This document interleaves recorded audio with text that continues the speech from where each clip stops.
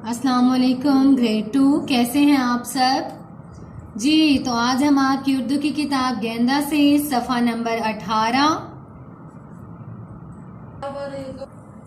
प्यारी आपी नज्म है। प्यारी आपी।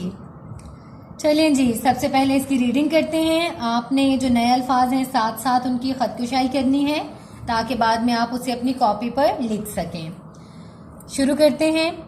कमरे में कूदा काला सा चूहा, डर के भागी आपी, बिस्तर पर चढ़ी आपी।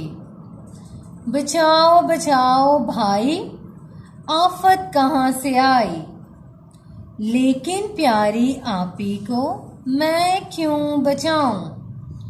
रोज ही तो उनसे मैं मार खाऊं। कूदो प्यारे चूहे, चढ़ो प्यारे चूहे, बिस्तर के ऊपर आपी से क्या डर।